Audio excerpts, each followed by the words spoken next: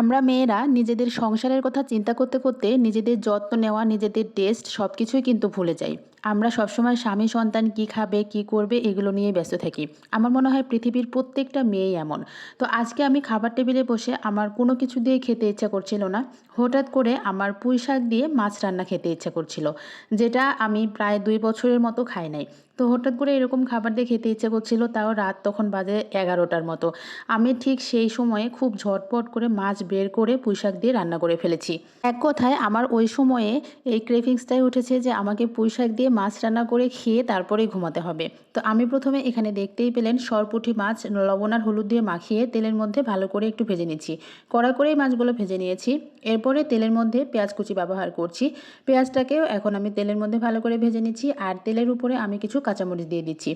শাকের তরকারিতে সবসময় তেলের উপরে কাঁচামরিচ দিলেই কাঁচামরিচের একটা সুন্দর ফ্লেভার হয়, এটা আমার কাছে খুবই বেশি ভালো লাগে। তো এখন আমি পেঁয়াজ আর কাঁচামরিচটাকে একটু হালকা ব্রাউন করে ভেজে নিয়েছি।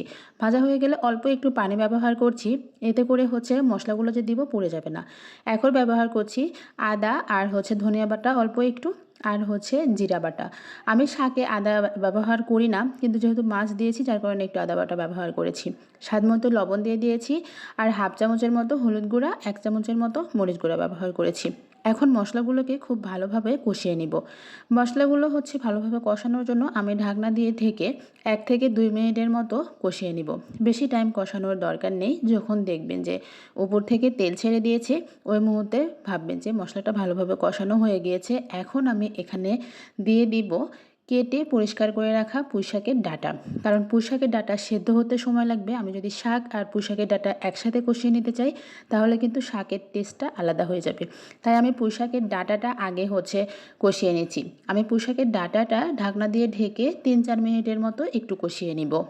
পুঁইশাকের ডাঁটাটা খুব ভালোভাবে কষানো হয়ে গিয়েছে। এখন আমি ঝোলের জন্য পানি ব্যবহার করব। আজকের এই পুঁইশাকটা একদম দেশি ছিল, যার কারণে খেতে অনেক বেশি মজা ছিল। পুঁইশাকটা যখন দেখবেন যে গন্ধটা অনেক সুন্দর, তখনই বুঝতে হবে যে হ্যাঁ, পুঁইশাকটা ভালো। রান্না করার সময় কিন্তু বোঝা যায় আর কি যে পুঁইশাকটা কতটা ভালো। তো আমি পুঁইশাকের ডাঁটাটা খুব ভালোভাবে রান্না করে নিয়েছি। রান্না করে নেওয়ার পরে আমি এখানে দিয়ে দিচ্ছি কেটে পরিষ্কার করে রাখা পুঁইশাকের পাতা।